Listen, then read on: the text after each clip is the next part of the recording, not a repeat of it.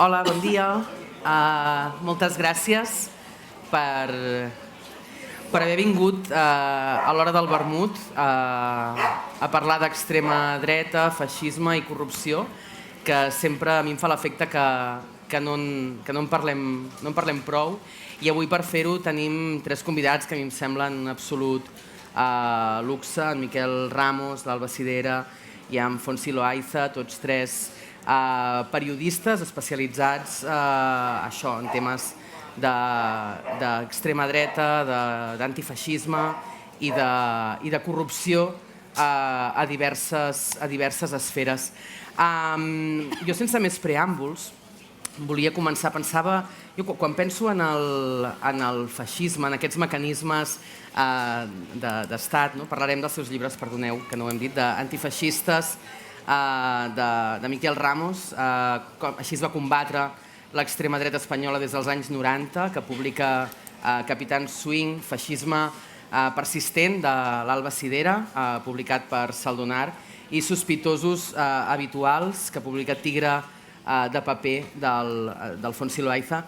Jo, quan penso en l'extrema dreta, em ve al cap un aforisme de Joan Fuster que m'agrada molt i que és aplicable a moltes coses, que és: un fracàs no s'improvisa. M'agrada molt aquesta idea de que sembla que l'extrema dreta, el feixisme, el trumpisme, tot el món que ens ha quedat actualment, sigui cosa de fa 2 dies, o hi ha de vegades una sensació general de que és una cosa de fa 2 dies. I em sembla que tots tres, en els vostres llibres, feu una cosa que a mi em sembla molt necessària i molt important, que és dir: no, això ve de lluny i s'ha construït amb unes bases molt sòlides i s'ha construït, a més, des de la impunitat del poder. Bé, començo jo, molt agraït per la invitació, i efectivament, agafant el relleu del que deies, no podem deslligar l'auge de l'extrema dreta actual de les seves complicitats amb el poder i les seves misèries. És a dir, l'extrema dreta actual no proposa un canvi de model de societat, sobretot a nivell econòmic i a nivell d'estatus. És a dir, no és antisistema com ens la volen vendre, tot el contrari. Jo, quan diuen no, el partit este que és antisistema, no, és profundament garant del sistema i de l'ordre, i de l'ordre establert. Per tant, no és cap anomalia del sistema, és tot el contrari, és un segur que el sistema fa servir quan creu que pot haver alguna mena de qüestionament de l'ordre, de l'estatus quo, etc. Per tant, és cert que hi ha unes forces que actuen d'alguna manera, entenem-ho, no independent, però sí una mica al marge, i no estan directament dictades per una esfera del poder que els diuen com han d'actuar, sinó que tenen vida pròpia. El que passa és que, i ho estem veient actualment en el context no només a Catalunya, a l'estat espanyol i a Europa o als Estats Units mateix, com realment en les coses, els pilars bàsics de la societat i de l'economia i de l'ordre mundial, de la geopolítica, etc., estan pràcticament en sintonia al 100% amb el poder. Per tant, l'extrema dreta no és un element estrany ni aliè al poder, tot i que se li pot descontrolar en algun moment, però mai és una amenaça pels privilegis, per l'estatu quo i per l'ordre. Per tant, és un fenomen que sempre va estar ahí mentre hi hagi aquest sistema i aquest model de societat que el neoliberalisme ha instaurat des de fa molts anys. Per tant, la errada és pensar que és un fenomen atmosfèric, que de sobte apareix l'extrema dreta i ningú sap per què. És gent que porta molts anys preparant-se, que porta molts anys estudiant no només com arribar al poder, sinó també estudiant a la posició, a l'esquerra, i com trobar les escletxes per on l'esquerra pot fallar o pot no arribar. El desencís, per exemple, de la societat amb els governs progressistes també és una porta oberta perquè arriben populismes de dretes que introduïsquen elements com el racisme, com la lluita contra els drets humans, i els plantegen com el verdader origen de la precarietat d'una societat que vol respostes, vol certeses als seus problemes i no els troba. I per tant, si apareix un Trump, un Abascal, una Sílvia Orriols o qualsevol personatge d'aquest a apuntar als migrants, a les feministes, al col·lectiu LGTBI, a qui siga, doncs hi ha una part de la gent que comprarà aquest discurs. I si us fixeu, mai l'extrema dreta apunta cap a dalt, mai. Mai qüestiona el poder, mai qüestiona l'estatu quo, mai qüestiona els privilegis de les elits o dels col·lectius privilegiats, sempre apunta cap avall, amb la intenció de que les classes populars es dividisquen i com lluiten entre elles pels recursos, és a dir, plantegen que els recursos són finits, que no hi ha per tots i que per tant hi ha que competir. Qui sobra? Els moros, les feministes, l'esquerra, els independentistes, és a dir, sempre hi ha un catàleg d'enemics, en cada context són uns o són uns altres, però sempre, d'alguna manera, mai presenten un qüestionament a l'ordre i a l'estatu quo. Per tant, li passa el relleu als meus companys perquè segur que afegeixen més coses. Sí, ara la Míriam deia que és un fenomen que ve de lluny, no? Jo crec que tots tres són uns pesats que fa molt de temps que ens diuen que són pesats, que estem insistint en el tema, que atenció al que està passant, i de fet ara sembla que tothom parli de l'extrema dreta, no? Que està com de moda parlar-ne i preguntar-nos com hem arribat fins aquí, no? Doncs clar, nosaltres fa molts anys que estem dient, estem avisant que estem arribant a on som. Això sempre passa, tenim unes campanes, no? Només a la una? Sí. Vale. D'acord. Ens esperem. Sí, perquè cada vegada era més. Sí, va, més.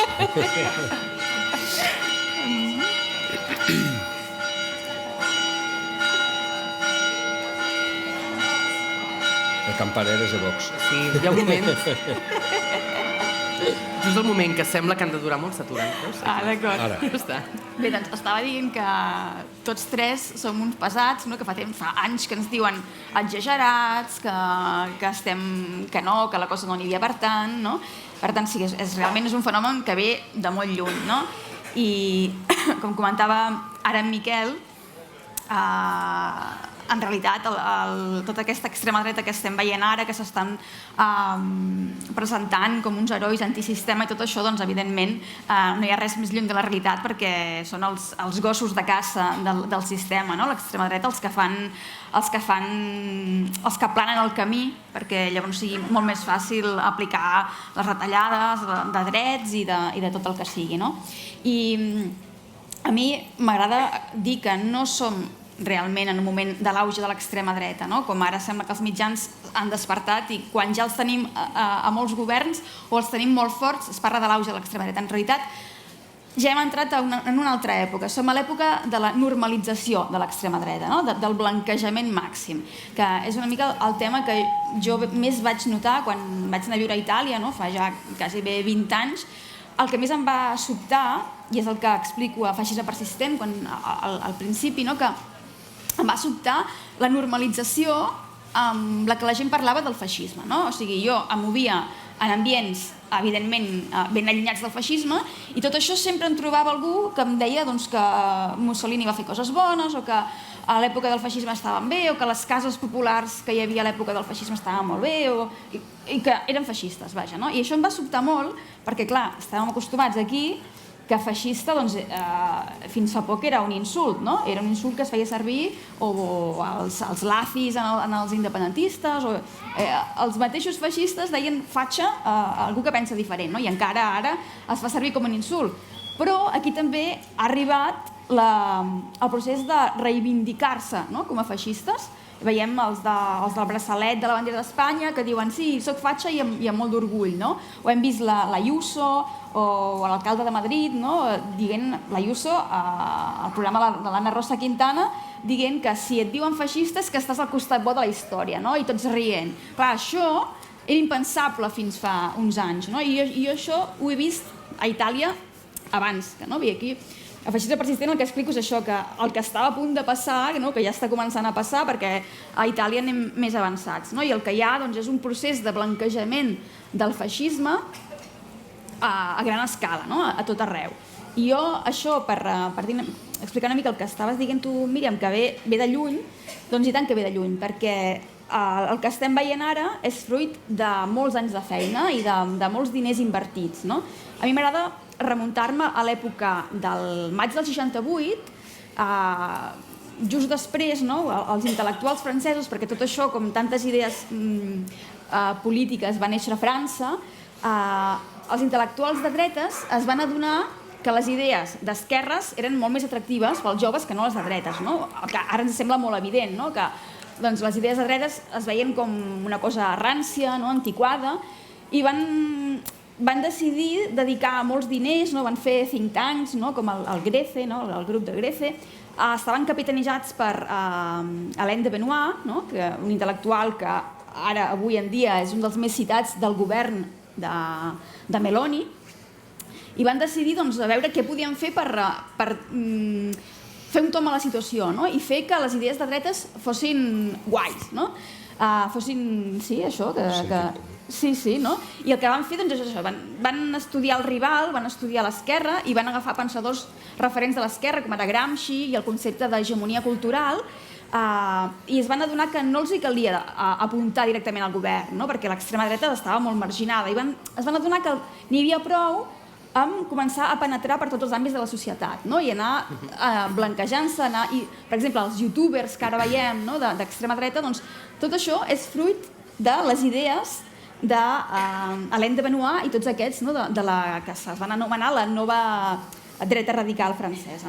I és aquest procés de renovació de l'extrema dreta que es van adonar això, que havien de fer servir llenguatges també de l'esquerra, van manllevar molts termes de l'esquerra, com ara poble, tots els termes així una mica revolucionaris, i tot això de presentar-se com antisistema, o tota aquesta història del políticament incorrecte, això de transgressors i tal. Hem de pensar que fins fa poc estan defensant, en el fons, les mateixes idees que defensaven l'extrema dreta tota la vida, de Déu, pàtria i família, però camuflat amb aquesta pàtina de transgressora, i això ve de les idees després del maig del 68, i el que estem veient ara és aquest procés, és la conseqüència de tots aquests anys de feina de formigueta,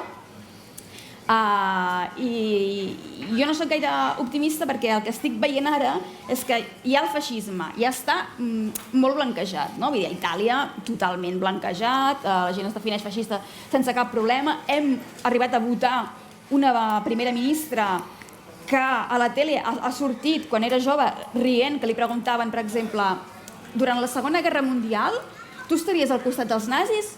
I va dir, no responc, no ho sé. Home, estem parlant ja d'aquests nivells, I ara estem arribant ja a l'intent de blanquejar les idees del nazisme. El que estem veient molt, que ja en parlem potser més endavant, no pas en Fonsi, però a mi el que m'està moïnant molt ara és el tema d'Alemanya. Estem veient allà Alternativa per Alemanya, si ja a Alemanya, que havien acotat molt la cosa, és un dels països que més han monitoritzat el tema de l'extrema dreta, per exemple, el Ministeri d'Interior d'Alemanya ja fa molts anys que explica que el perill principal per a la seguretat del país és el terrorisme d'extrema dreta. No és l'islamisme, no, és el terrorisme d'extrema dreta. I han desarticulat intents de cops d'estat, de partits nazis, i ara estem veient la força que té Alternativa per Alemanya, que és un partit que està directament flirtejant amb el nazisme i està plantejant idees directament neonazis, i cada vegada veiem que estan més naturalitzades. I un dels seus ideòlegs va dir que li calia, això ho va dir l'any passat, va dir que comptaven que els hi feia falta 10 anys perquè les idees neonazis fossin acceptades per la societat. I va dir que per fer-ho el que havia de fer era anar creant aquest clima cada vegada més d'odi contra els immigrants, contra aquest descontent, aquest sentiment de desafecció política, d'antipolítica, aquesta ràbia, perquè es canalitzi cap allà i que s'acabin acceptant idees neonazis com les deportacions massives, per exemple. Hola, muy buena, un placer. Yo por añadir otra forma de visión de cómo se dice el auge de la extrema derecha, yo creo que también es una forma de la socialdemocracia de no hablar claramente de que el fascismo es el proyecto real del imperialismo, del capitalismo, del Estado y de la Iglesia, pero indudablemente han apostado por ello. Hay detrás familias muy importantes que lo están financiando, dinero detrás. En el caso de España son familias franquistas muy poderosas que seguían gobernando el país sin presentarse a elecciones. Pues uno piensa en los Botín. Los Botín apoyaron al franquismo, han seguido gobernando, siguen teniendo el dinero, luego se lo llevan a Suiza y no ocurre absolutamente nada. Aquí en Cataluña tenemos los Daurella, ¿no? Que creo que fue también en base a la unión con los intereses imperialistas de Estados Unidos, con el Coca-Cola y demás. El caso de los Marx. Los Marx, por ejemplo, son unos de los que tienen el negocio de Securitas Direct en España, que son los que financian más a los medios de comunicación. El mayor financiador de La Sexta, de Telecinco, de todos estos programas que dicen que los ocupas, pues los mayores financiadores son Securitas Direct, que pertenece a la familia Marx, que financiaron un golpe de Estado a Franco, que han seguido gobernando, que tienen un patrimonio de 2.000 millones de euros y que luego pues se inventan todo tipo de fundaciones para lavar su imagen de que ellos son muy demócratas y muy ejemplares, cuando realmente tienen unos intereses marcadamente imperialistas y con el Estado, un capitalismo de Estado que apoya estos intereses de las familias burguesas en España. O el caso de Rafael del Pino de Ferrovial, que es una persona que incluso se ha llevado la sede ya fiscal de Ferrovial de España, y a pesar de ello sigue recibiendo adjudicaciones públicas en España como si no ocurriera nada, porque ha financiado a partidos políticos como puede ser el Partido Popular, la Caja B, como puede aquí también en Cataluña. Toda la trama del 3% realmente era la burguesía catalana haciendo negocio con los oligarcas españoles. No se podría entender el 3% de Convergencia sin figuras como la de Florentino Pérez, que era la que pagaba el 3% para llevarse la obra pública. Y en ese momento estamos, que el proyecto de la élite, de los que mandan, es el fascismo. I a més, jo pensava, no? Quan llegint els vostres llibres, pensava, bé, has de poder arribar a una conclusió de per què el feixisme s'ha normalitzat i per què tothom li fa una mica l'efecte que s'ha instal·lat. I em sembla que el que deia el Fonsi ara té molt de sentit, perquè en realitat el feixisme que està operant aquests dies té molt a veure amb interessos econòmics, no? amb el capitalisme salvatge, però l'estem veient ara perquè hi ha periodistes com vosaltres que denuncien, que donen noms i cognoms, però això està operant des de fa molt de temps, i tots sabem, per exemple, que un partit com Vox no es mou per uns valors, diguem-ne, polítics o humans, sinó que es mou bàsicament per interessos empresarials, no?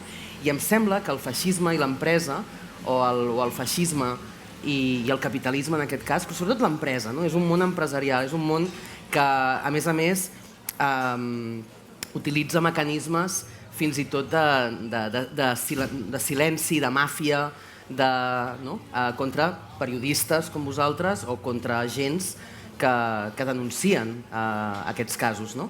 I cada vegada veig que de la mateixa manera, cada vegada veig més que de la mateixa manera que hem normalitzat aquest capitalisme salvatge, estem normalitzant que el feixisme, o aquesta forma que de vegades encara es diu amb una boca una mica petita, hi ha gent que està orgullosa de ser-ho, però hi ha gent que és feixista i no vol ser titllada d'això, però que hem normalitzat aquesta forma, aquesta ideologia, de la mateixa manera que hem normalitzat aquest capitalisme salvatge. La clau l'han aportat ells dos en dues coses que han dit que són imprescindibles. Una, el que ha comentat Alba, de donar aquesta batalla cultural per tractar de fer atractives les seves idees i trencar aquesta hegemonia que creíem que teníem en valors com la solidaritat, el feminisme, els drets humans, etc. Aquest treball de picar pedra al sentit comú i fer que el sentit comú canvie i el sentit comú ens diga que cal deportar a una part de la ciutadania que és d'origen migrant, per exemple, que hi ha una gent ja que està demanant això, doncs és una feina que ha tingut el seu procés, i és una feina que no seria possible sense el que ha comentat Fonsi, que és el paper dels mitjans de comunicació. És a dir, al final aquestes idees troben un encaix absolutament, com hem dit al principi, dintre del propi sistema. I si a més tens els mitjans de comunicació i si a més tens les xarxes socials, uns algoritmes que premien tota aquesta basura que produeix l'extrema dreta a YouTube, a TikTok, a X i a totes les xarxes, doncs, òbviament, la ciutadania està exposada a aquests missatges constantment i a aquesta normalitat que fa molts anys ens resultaria impensable o ens espantaria si sapiguérem que avui, quan un xaval de 13 anys obri TikTok, el que es troba allà, o a YouTube, i tu poses la paraula feminisme a YouTube i els 10 primers vídeos que t'apareixen són d'extrema dreta, dient que el feminisme és un càncer, per exemple. Doncs hi ha moltes complicitats, no és només l'habilitat de l'extrema dreta, és la sintonia que ha tingut l'extrema dreta en la seva batalla cultural amb el poder. I el poder, evidentment, són també els mitjans de comunicació que conviden els de Desokupa al plató, que conviden els de Vox quan no són ningú al plató, que victimitzen a Trump, que victimitzen a no sé qui, que totes les idees són respectables, tant el que diga aquesta persona que parla de drets humans com aquest que diu que cal abolir els drets humans, tots són opinions respectables. Una equidistància també còmplice, que nosaltres jo crec que critiquem molt també, de la gent que es pensa que en el centre està la virtut. I jo penso que entre el racisme i l'antiracisme no hi ha un centre virtuós, sinó només hi ha una posició virtuosa i és sempre amb els drets humans. Per tant, aquí sí que sembla que ara, amb aquesta embrancida de l'extrema dreta, alguns s'han llançat les mans al cap de què hem fet malament? Fa 4 dies estaves en el terme mig, estaves aquí que ni feixista ni antifeixista.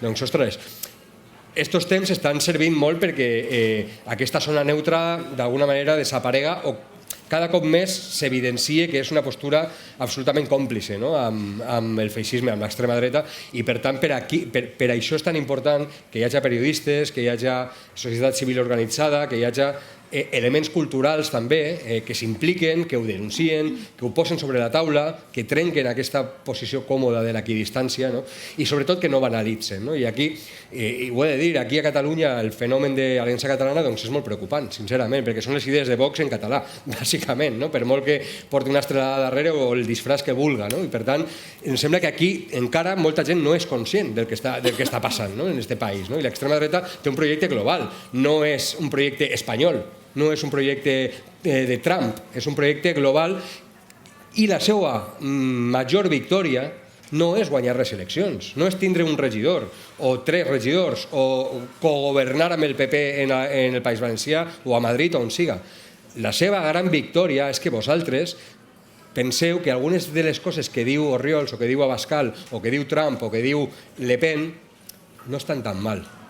Sí, és que és cert, és que hi ha massa moros, és que els feministes s'estan passant, és que els catalans també deixa'ls anar, que també són una mica així. És que quan la gent comença a comprar aquests marcs, l'extrema dreta ja ha guanyat, encara que no la voten, però ja ha guanyat, perquè el procés després, això és pura vaselina, després directament entra directament sense cap tipus de problema. Per tant, jo penso que hem de ser conscients, no tractar de veure que el problema és Vox, o el problema és Espanya, o el problema és Trump, o el problema és Estats Units, o el problema és una persona, un estat. El problema és molt més global, el problema està aquí.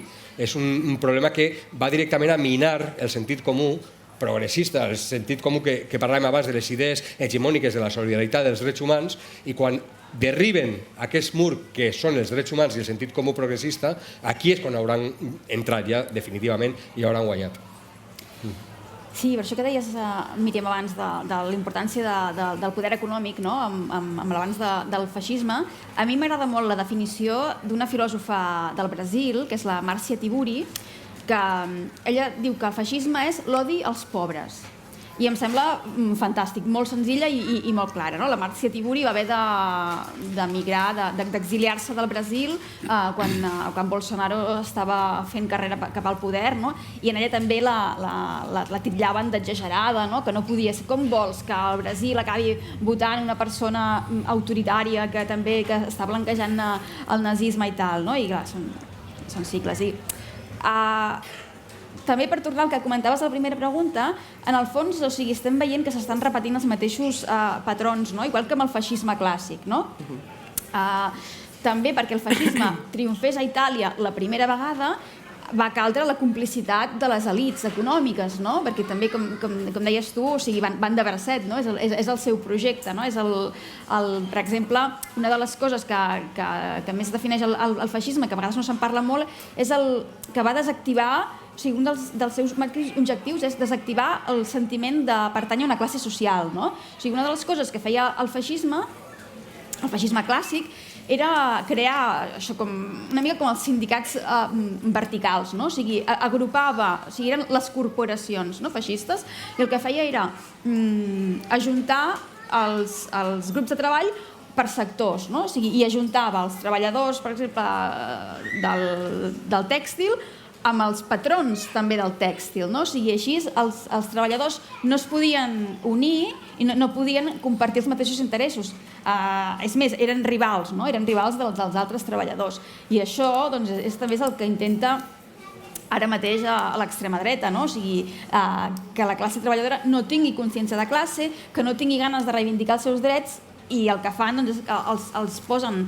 Un treballador d'una fàbrica de tèxtil d'un petit poble del centre de Catalunya, l'èxit de l'extrema dreta és haver aconseguit que en aquell treballador, que no pot arribar a final de mes, que li costa moltíssim pagar un lloguer, les taxes universitàries dels seus fills, el que sigui, que consideri que el principal problema és que les persones trans tenen dret a existir. Això és un dels grans èxits. Com comentava ara en Miquel, que el que estem veient és que l'extrema dreta no cal només que arribi al poder. Una de les coses que, quan va haver les eleccions europees, me'n recordo que els anàlisis eren tots els mitjans en parlaven, de l'extrema dreta està agafant molta força, i quan va fer uns resultats molt bons però no va arrasar i no va guanyar tot arreu, van dir, mira, l'extrema dreta està baixant.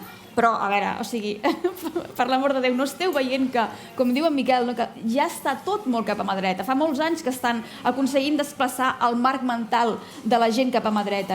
Per exemple, quan veiem el Partit Socialista, el Partit Socialista espanyol, quan en Pedro Sánchez diu que ell té uns amics que consideren que el feminisme ha anat massa lluny, el que està dient és el mateix que estava dient l'extrema dreta fa un temps.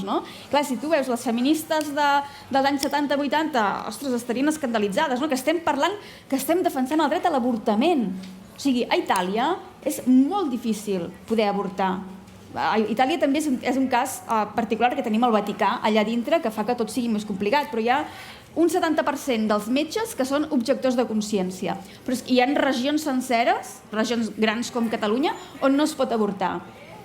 I als llocs on es pot avortar, a les dones els hi fan passar un calvari inhumà. Els fan escoltar el batec del fetus, els fan preguntes que gairebé tracten de puta, et posen en les habitacions on hi ha les dones que acaben de parir, totes les coses. I ara, a més, Meloni ha aprovat que els grups de fanàtics pro-vida puguin tenir una habitació a dintre de les clíniques d'avortament, perquè quan tu vagis a avortar no és només que et cridin a fora i et rezin el rosari, no, és que quan estàs allà et fan passar per una consulència abans amb aquesta gent, amb aquests fanàtics que et diuen que el que estàs fent està molt malament, que és una vida humana, totes aquestes coses anticientífiques que defensen aquests grups.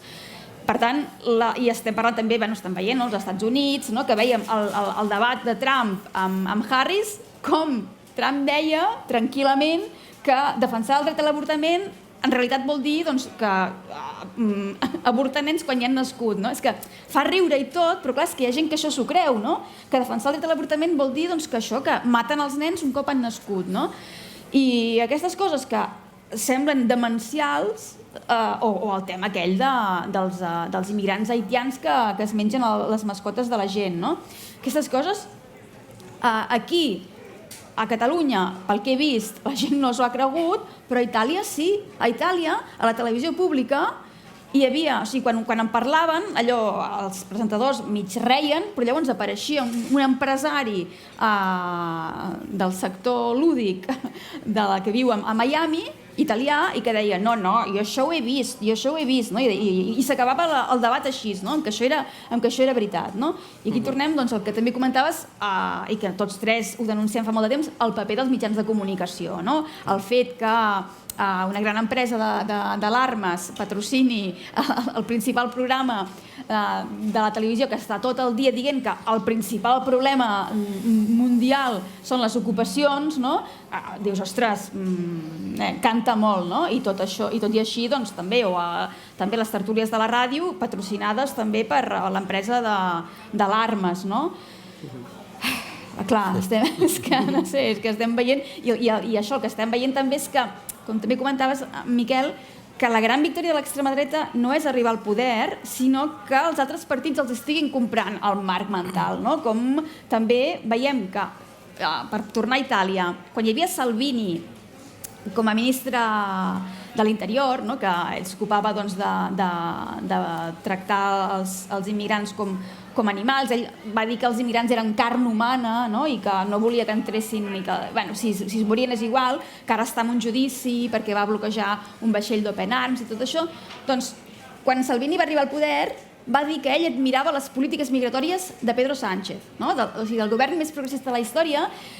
Les polítiques migratòries que fan a Ceuta i Melilla doncs, són admirades per l'extrema dreta, no? I això sembla que passa inadvertit, no? Perquè, clar, també a certa esquerra li interessa que creixi l'extrema dreta o la por a l'extrema dreta per presentar-se a ells com els salvadors, no? d'aquesta pau, quan en el fons llavors també fan polítiques que no s'allunyen tant, no? Perquè també, com que han alimentat el monstre, també han de contentar els votants que diuen, oi, no, els menes no els volem a casa nostra, no? I, per tant, és un cercle viciós. Per això, m'agrada sempre recordar això, que l'important, com deia Miquel, no és tant si estan al poder o no, sinó que estan aconseguint que ens semblin normals coses que fins ara no ens semblaven inacceptables, no? Que aquest és l'objectiu, això és el que, per tornar al que deia al principi, no? Aquest grup d'intel·lectuals de França, no? Amb l'Hélène de Benoist, que van descobrir això, que calia era anar movent el marc mental cada vegada més a mà dreta, no?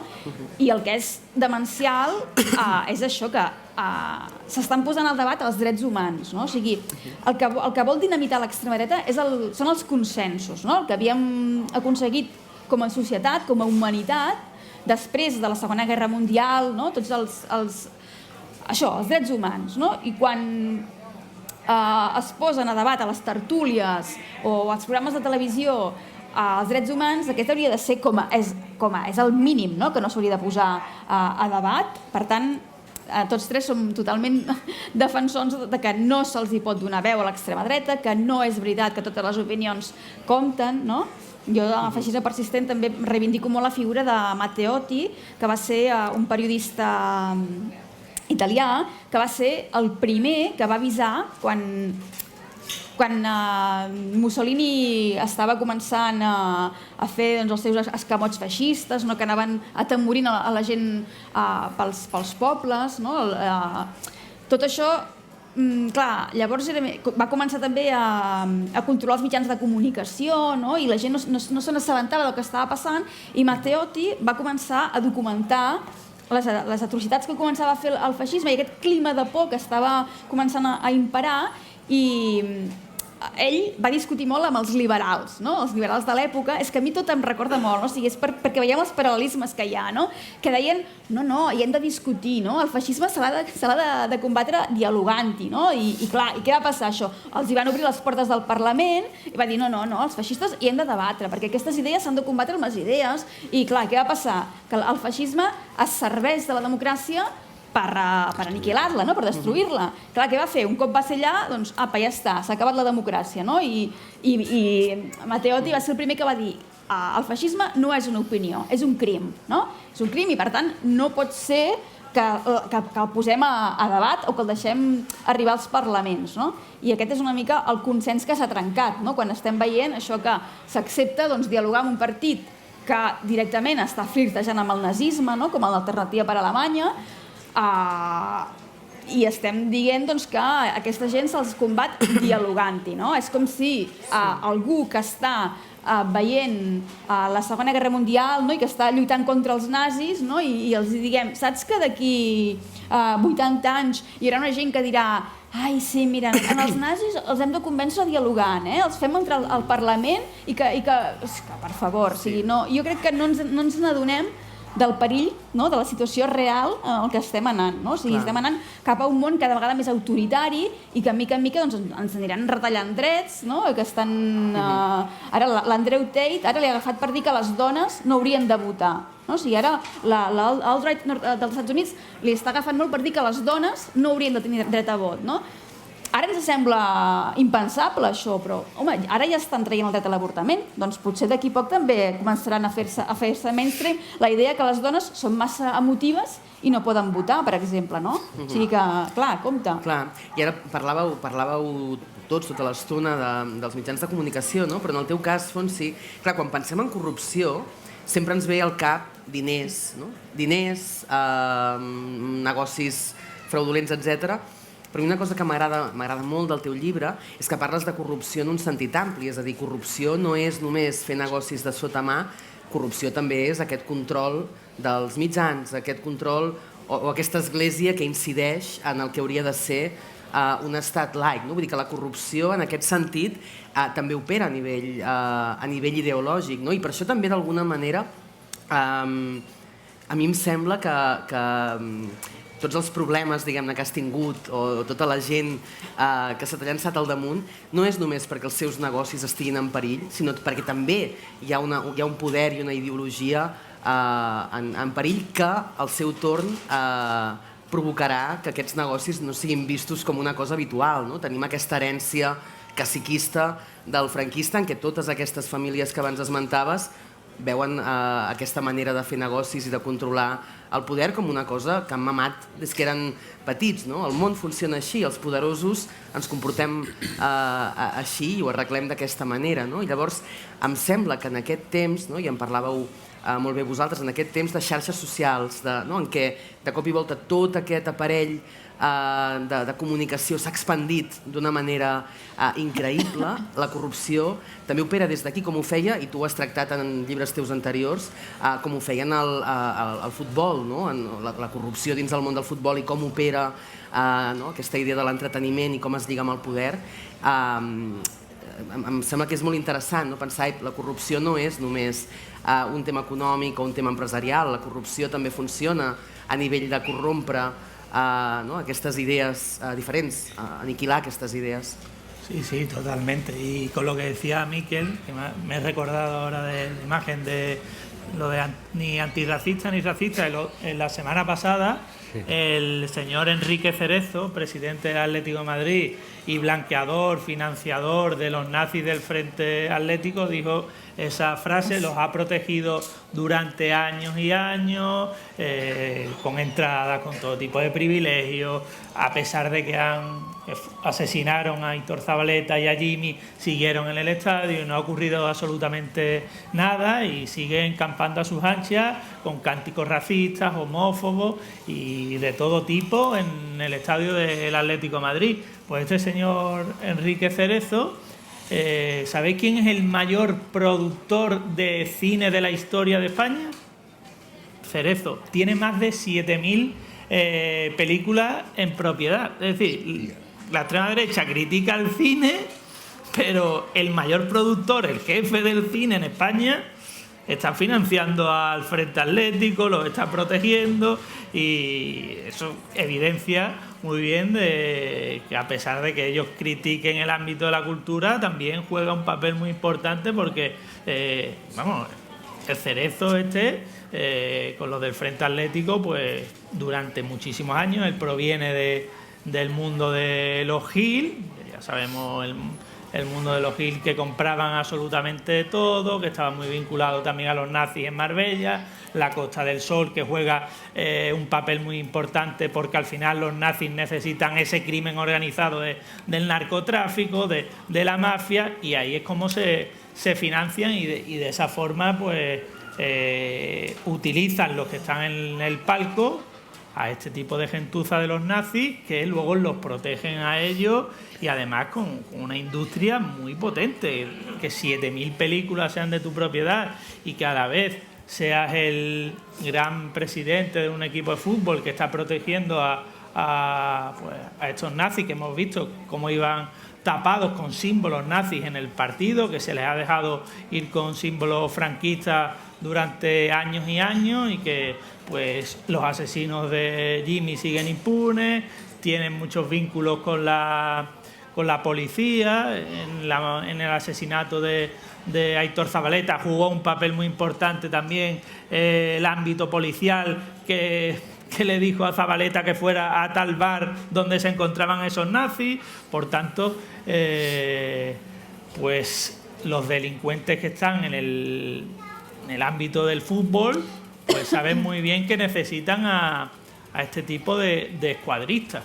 Y a pesar de que en los medios de comunicación ahora también se nos está vendiendo un poco con Florentino Pérez y demás, que en el Barcelona y en el Real Madrid ya no hay nazis porque se echó a los Ultrasur y a los Boys of Noise. Pero realmente, por ejemplo, hay Ultrasur que han entrado de lleno en el Bernabéu a partir de la grada fans que ha creado Florentino, donde sigue estando Ochaíta, Carlos Clara, que es uno de los organizadores de El Valle no se toca, defendiendo la figura de Franco, o en el caso del Barça, a pesar de que Laporta echó a los Boixos, hay ahora mismo en el Fútbol Club Barcelona un rebrote que lo hemos visto hace muy poco, ¿no? Con una bandera nazi, que además dentro de la directiva del club su excuñado fue miembro de la Fundación Franco, que además otro directivo miembro es Enric Masip, que ha tenido que salirse del Twitter porque hacía todo tipo de bulos de racistas y sigue en el club cobrando y es uno de los jefazos. Por tanto, dentro de estos clubes, a pesar de que se laven un poco la imagen, siguen amparándose a estos fascistas. Pensava també, no, que en els vostres llibres, en la vostra activitat en general, sempre hi ha un posicionament personal, no? I un risc personal també a l'hora de denunciar segons quines coses. En el teu llibre, Miquel, per exemple, una cosa que m'agradaria destacar és que, clar, el llibre es diu Antifeixistes i és la història de la lluita contra l'extrema dreta, però em sembla molt interessant que no hagis volgut fer una història de l'extrema dreta, sinó de com es va combatre, no? Perquè estem sempre, no, constantment sentint-nos la història de l'extrema dreta, no? Sembla que això encara doni més ales, no hi ha una necessitat de comprendre com es va crear, i en canvi tu el que denuncies és que ja fa molt de temps que s'està lluitant contra aquesta extrema dreta i al mateix temps expliques com ha evolucionat i de quines formes ha evolucionat aquesta extrema dreta, no? Sí, jo parlo també des d'una generació que no va viure el franquisme i la transició la va viure de xiquet, no? És a dir, jo nasc a finals dels 70 i per tant jo començo a entendre què és l'extrema dreta conforme em vaig creixent, però no l'extrema dreta franquista i tal, sinó la que jo em trobava al carrer, que eren els nazis dels anys 90. Aquesta és l'extrema dreta que a mi em toca patir, i concretament, ho explica el llibre, és l'assassinat de Guillem Agulló, que a mi em toca de molt a prop, el que a mi m'acaba de fotre dues hòsties, no? I situar-me, no? De dir, escolta, als teus avis els va tocar la Guerra Civil i el franquisme, als teus pares la transició, i a tu te toquen els nazis, que també maten. I clar, no se pot explicar aquesta història sense parlar de la Guerra Civil i de la transició, òbviament. Per això jo parlo de memòria històrica, però parlo també de Xavier Virader, un periodista que per molts de nosaltres ha sigut un mestre. Però clar, la nostra experiència vital, de les nostres generacions, va tindre un altre monstre al que combatre, no? Aquesta extrema dreta que també matava, no? Però que d'alguna manera no se li donava l'entitat que mereixia perquè el feixisme havia mort en Franco. No? Això és el que ens havien dit. No? En canvi, aquesta gent també matava. No? I clar, tot això també amb molta soledat. Penseu que aquesta generació que comença a veure que hi ha grups organitzats neonazis als carrers, al futbol comencen a entrar a finals dels anys 80, aquí a Catalunya també va haver molts episodis amb grups neonazis durant els anys 90 i posteriorment, doncs, clar, la gent estava sola i s'havia d'inventar la manera de com combatre'ls. No? Hi ha històries molt diverses, no són totes històries de confrontació directa, que n'hi ha, òbviament, perquè eren temps on hi havia molta confrontació directa i molta violència, i també hi ha històries on van participar gent de la cultura, altres moviments socials, altres relats que també combatien aquestes idees de l'extrema dreta des d'altres àmbits, però al final te trobes amb un mosaic de persones, de col·lectius, que combatien l'extrema dreta absolutament menyspreades per la resta de la societat, que pensaven que això era una qüestió de tribus urbanes. Exacte. Era una qüestió de los chavales, ¿no? Que estan ahí, els caps de setmana s'emborratxen i se peguen. I era un problema polític, era un problema estructural, que venia del franquisme. Com deia Fonsi abans, les famílies del franquisme són les famílies que manen avui dia, encara que se vestisquen de demòcrates. Però les fortunes de l'estat espanyol actual són les fortunes que es van fer riques durant el franquisme. I això, òbviament, que té un component estructural per a la manera de configurar després la política i la societat i els mitjans de comunicació i el relat oficial d'aquest estat. No? Per tant, no només això, sinó com a partir d'haver lligat totes aquestes històries de com la gent s'organitzava de diferent manera. Jo el que he fet ha sigut entrevistes al llibre a gent de diferents llocs de l'estat espanyol, no? I te n'adones com hi havia gent que entre ella no es coneixia, però tenien el mateix problema i moltes vegades inclús coincidien no només en la diagnosi sinó també en la manera de combatre'l, no? I això ha sigut molt curiós, no? De veure com des de l'absoluta autonomia i soledat també, doncs hi havia gent que s'organitzava i plantava cara a un fenomen que la majoria de la societat menyspreava. De fet, una de les preguntes que em van fer una vegada quan vaig treure el llibre, una periodista, em va dir antifeixisme dels anys 90 tal, ha fracassat perquè ara l'extrema dreta està a punt de guanyar les eleccions. I no, com va fracassar l'única gent que feia alguna cosa o que deia alguna cosa? Qui ha fracassat sou la resta, que estàveu pensant que això era cosa de xavales o que això no anava a arribar. El fracàs és de tota la societat, no dels únics que van posar la cara allà i que es van jugar, alguns van perdre la vida, i altres es van jugar la llibertat o altres van quedar molt tocats. No? I per tant, jo el que he intentat fer amb el llibre és lligar totes aquestes històries paral·lelament a com l'extrema dreta ha anat canviant, perquè l'extrema dreta dels 80 no és l'extrema dreta actual, no? Quan Abascal se pujava amb un megàfon a un banc i la gent se reia, no? I altres deien, mojito, no us rieu, que això va en sèrio, no? Perquè això algun dia arribarà. No? I de fet, i aprofite que acaba de dir això per derribar un mite, l'extrema dreta no és tonta. Qui vota a l'extrema dreta no són ignorants. En l'extrema dreta el feixisme no es cura llegint i el racisme no es cura viatjant. L'extrema dreta és molt intel·ligent. Si pequem d'arrogants i ens pensem que tenim raó i guanyarem perquè tenim raó, estem molt equivocats i perdrem. Demà perdrem. L'extrema dreta és molt intel·ligent, ha estudiat molt, ens ha estudiat molt i té molta pasta i està dedicada única i exclusivament a formar quadres. Fixeu-vos tot el lío de la pasta de Vox, cap a on ha anat tota aquesta pasta, en gran part, als seus laboratoris de pensament, als think tanks, a les seves acadèmies, on va la gent jove a formar-se, a ser els nous líders de l'extrema dreta. La neboda de Le Pen ha obert una escola de pensament a Madrid i ahir també va els nous quadres de l'extrema dreta a formar-se. Què fa l'esquerra? Quantes escoles de pensament té? Sí, hi ha jornades, hi ha algunes que fan uns altres, però no arriben ni a la sola de la sabata del nivell i la capacitat i de la inversió que està fent l'extrema dreta. I això, d'aquí uns anys, ho patirem. Ho patirem perquè aquestes idees de l'extrema dreta han trobat la manera d'entrar dintre del sentit comú. I, efectivament, també demostra que hi ha un fracàs del sistema de la socialdemocràcia i del neoliberalisme de no haver donat resposta als problemes de la gent, de la classe treballadora. Quan tu tens un problema de l'habitatge i no dones solucions, arribarà Abascal o Sílvia Rols i dirà que el problema són els immigrants. I guanyarà perquè tu, que podries haver fet alguna cosa, no ho has fet. I arribarà un populista i te dirà que el problema és el teu veí, que és més pobre que tu, que te treu les ajudes. Per tant, també hi ha una responsabilitat per part de qui està governant, es diga de dretes, progressista, d'esquerres, el més progressista de la història o el que vulgues, de no estar fent el que pot fer i no li dona la gana fer. I per tant aquestes complicitats s'han d'assenyalar. Tu, Alba, per exemple, la visió de feixisme persistent és molt interessant, sobretot a mi m'interessa molt com ens hi endinses. Clar, arribes allà i et trobes que alguna cosa està canviant o que ja està canviada i te la trobes amb la mirada des de fora.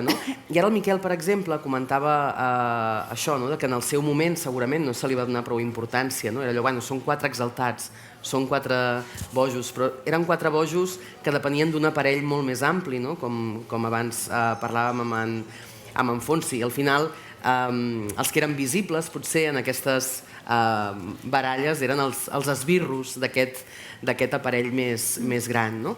Clar, quan tu arribes a Roma et trobes tot això en marxa, tot aquest sistema que ja està canviant en marxa, i és vertiginós, perquè de cop i volta de pensar que no hi havia perill ens trobem aquella foto mítica de Salvini a la banyera, aquesta cosa aspiracional que ja ha passat d'una cosa exaltada al carrer, etc., a ser una cosa que crec que funciona també en el cas d'Itàlia, i tu em corregiràs, en el cas dels joves, com una cosa aspiracional, com ha passat en molts altres casos de feixisme, amb Trump, amb Le Pen.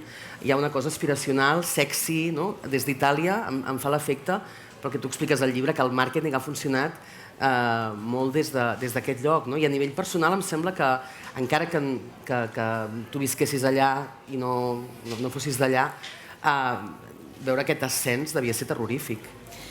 Sí, quan parlem d'Itàlia crec que també hem de tenir molt en compte Berlusconi, que és un dels personatges dels que més he parlat, també els articles del Punt Avui i tot, també per parlar una mica del que estàvem dient abans, que perquè pugui quallar el feixisme abans hi ha d'haver un canvi social, i Berlusconi va ser com un Trump abans que Trump, o sigui, Berlusconi és l'artífex del gran inici del blanquejament a gran escala del feixisme, i hem de recordar que Berlusconi, quan va arribar al poder, o sigui, Itàlia va vèncer el feixisme, o sigui, hi havia aquesta... Jo vaig anar a Itàlia amb aquesta mitificació de l'antifeixisme italià, que, ostres, allà, a diferència d'Espanya, on Franco va morir al llit, allà van penjar Mussolini, i la Constitució italiana és antifeixista, la Constitució la van fer tots els partits, des de la dreta de la democràcia cristiana fins als comunistes, tots els grups que es van oposar al feixisme, i és una Constitució que en el seu preàmbul diu que està prohibit el partit feixista i tal. Llavors, quan et trobes a Itàlia, te n'adones que no és així, que hi ha un fotimer de partits feixistes, no Fratelli d'Italia, que és un partit que prové del partit feixista, sinó partits que directament es defineixen com a feixistes, que estan agermanats en partits neonazis. Clar, tot això em va sorprendre molt i vaig començar a investigar i em vaig adonar que tot naixia de Berlusconi. O podem trobar a l'inici en quan Berlusconi arriba al poder, que va trencar el pacte que hi havia un pacte entre totes les formacions de no portar els feixistes al poder, i en canvi Berlusconi, que va entrar en política per escapolir-se dels seus problemes amb la justícia, va pactar amb Alleanza Nazionale i amb la Lega Nord per arribar al poder. I llavors, quan va arribar al poder, va ser un gran escàndol. A les cròniques periodístiques de l'època, de l'any 94, els corresponsals estrangers estaven molt escandalitzats. Ostres, el país que va vèncer el feixisme l'acaba de tornar al govern, a les institucions, i en mica en mica es va anar desinflant la tensió, i va normalitzar. No? I Berlusconi el que va fer és normalitzar un discurs que estava mal vist fins aleshores, que era que Mussolini va fer moltes coses bones. No? Això Berlusconi ho va dir en un acte amb supervivents de l'Holocaust, el 2013, que es va quedar adormit, que és un acte que jo vaig cobrir. Berlusconi estava en primera fila, es va quedar adormit, i quan es va despertar li van preguntar que digués alguna cosa i va dir que, ostres, que Mussolini va fer... que el que va fer malament, bàsicament, Mussolini va ser les lleis racials, però que va fer moltes coses bones, no? Que atrevir-te a dir això davant de supervivents de l'Holocaust ja vol dir que no sigui un escàndol, no? Que jo vaig fer un article al Punt Avui titulant això i jo veia que l'altra gent a Itàlia em deia que ets una exagerada, com si fos... perquè Berlusconi fa riure, no? Igual que quan diu les coses racistes, no? Quan diu que quan ell era primer ministre va rebre Obama i va dir que era una persona que havia pres molt el sol, que estava molt bronzejat, o tot el tema de prostitutes menors i tot això. O sigui, el que va fer Berlusconi és que va com corrompre la societat i va fer que fos, això que deies tu, aspiracional, el ser el que en italià es diu furbo, no? O sigui, ser un puta, no? Exacte. Sí, ser més llest que els altres, no? Jo trobo que un dels punts que m'agrada molt sempre explicar és que a mi em feia venir oits, no? I que veure Berlusconi a la tele, o sigui, Berlusconi va aconseguir dir a la televisió que ell era més puta de tots perquè aconseguia fer evasió fiscal millor que ningú, no? I la gent l'aplaudia, no? I ostres, no? I això era una cosa aspiracional. Jo l'altre dia deia al Vice Pérez, no? Que ha volgut córrer massa, no? Que ell ha fet això, ell està dient això, no? Jo he cobrat amb negre perquè els autònoms estem molt explotats i tal, i està sent un escàndol perquè encara no està tan normalitzat això, no? Que aquest individualisme màxim, no? També per lligar amb això del neocapitalisme aquest superfort i tot això, l'hiperindividualisme, no? Aquest mirar només per tu. O sigui, has d'anar corrompent la societat cap a aquesta banda perquè al final el feixisme, que és l'odi als pobres, et sembla natural, no? Perquè tu mires només per tu mateix, no? I és això el que passa, no? Però sí, jo crec que Berlusconi és un bon punt d'inici. I per tornar al que deia abans, que el feixisme persistent, i un dels motius pel que volia fer-lo era per explicar això, que els feixistes no són els... Jo també soc del mateix any que en Miguel, i tots dos van passar també per mogudes iguals, no? Amb els neonazis. O sigui, per mi, quan jo vaig arribar a Itàlia, que és el que explico al primer capítol, per mi els feixistes eren els cats rapats que em trobava a Sabadell, perquè és que en aquella època anava molt per Sabadell, que anàvem amb esbàstiques, o que em deien puta catalufa a l'institut, a Girona, o la gent que veia les dones superenjoiades amb abrics de pells i els senyors amb bigotet que el 12 d'octubre estaven allà dient Viva Franco. Per mi eren això els feixistes, no? I en canvi això, al principi dels 2000, quan vaig arribar a Itàlia, em vaig trobar gent que... Jo tenia molts amics que eren músics i em trobava gent que eren músics, que eren una professora d'escola, gent amb les que compartíem referents, que compartíem, per exemple, m'agrada molt Fabrizio De André, i parlant amb una gent que ells també eren molt fans de Fabrizio De André, i resulta que també eren feixistes, no? I jo em vaig posar... Ostres, però com es pot ser fan de Fabrizio De André? És que és això, o sigui, això és el que em va fer buf, no? És el que em va fer començar a tenir ganes d'investigar el que estava passant, no? Que vaig acabar amb aquest ressopar de Nadal amb una gent, estava a casa d'una gent, que eren amics d'uns amics, eren músics i tot això, i estàvem parlant i hi havia com molt... Semblava que hi havia bona connexió i de cop em van dir... Sí, em van fer un comentari de... Sí, em van dir... Jo ja tinc a punt la camisa negra amb la que vull que m'enterrin. Estàvem parlant de filosofia, de l'amor, de coses molt profundes, i de cop diu, jo ja tinc a punt la camisa negra amb la que vull que m'enterrin. I jo vaig dir, ho estic entenent malament, no? La camisa negra és el símbol de... com les camises pardes, no?, d'Espanya. I em va dir, sí, em va ensenyar, tenien un imant a la nevera de Mussolini, i diu, sí, aquí són feixistes, no? I clar, i aquí, o sigui, em va compatar molt el cap, vam començar a parlar, i dic, jo soc catalana, o sigui, els feixistes es van bombardejar, o sigui, vam començar allà a parlar, i al final, doncs, acaben això, negant la història i la realitat, no? I això és el que em va sorprendre, això. És el que deia abans en Miquel, que el que volia explicar en Feixisme persistent és que el feixisme no es combat, o sigui, està molt bé llegir i això ens ajuda, però no és veritat que els feixistes són burros, no? I són persones poc instruïdes, no? Al contrari, per exemple, Alain de Benoist, que és aquell que abans estava explicant jo, que és l'ideòleg de la nova dreta radical populista, té una de les biblioteques més grans d'Europa, no? Per tant, el mite aquest de que la cultura ens salvarà, bueno, això dir-ho un festival d'editors, però sí, està molt bé llegir i informar-se, i és imprescindible, però vull dir, no hem de caure amb aquesta ingenuïtat de dir que aquest creure'ns superiors i pensar, o sigui, no hem de subestimar l'enemic, no? No hem de pensar que els feixistes són 4 burros i que els hem d'anar a explicar a nosaltres, no? En realitat no saben, o sigui, estan fent el mal perquè no coneixen el camí correcte, no? I el que hem de fer és organitzar-nos i llegir molt, instruir-nos i estar tots molt preparats, però no hem de subestimar l'enemic, no? Vull dir, estan molt viatjats i molt llegits.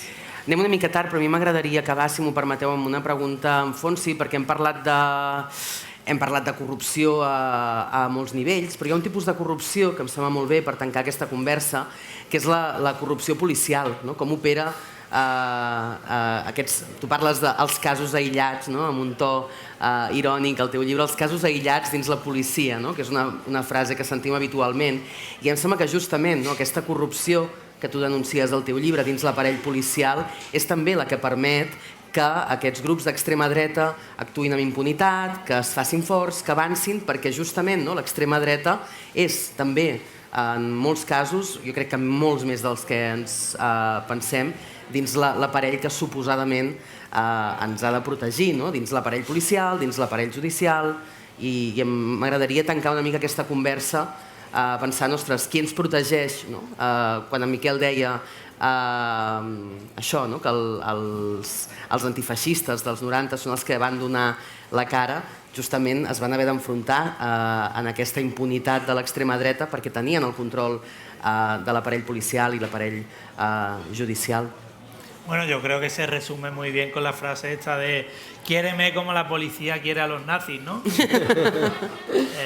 Así es como funciona y en los casos que llaman aislados, cada semana hay 2 o 3 casos de narcotráfico dentro de las fuerzas policiales, que es una forma también de financiación, de cómo opera la mafia junto a los cuerpos policiales. En en Cartagena, los 14 agentes, creo que fueron, los 14 que tenían que luchar contra el tráfico de drogas, eran los 14 mayores traficantes de drogas, ¿no? Pues entonces nos indica muy bien de la mano en la que va el narcotráfico, el fascismo y las fuerzas policiales, que no están para protegernos absolutamente para nada. Yo cuando he tenido algún tipo de problema ha sido por culpa de ellos.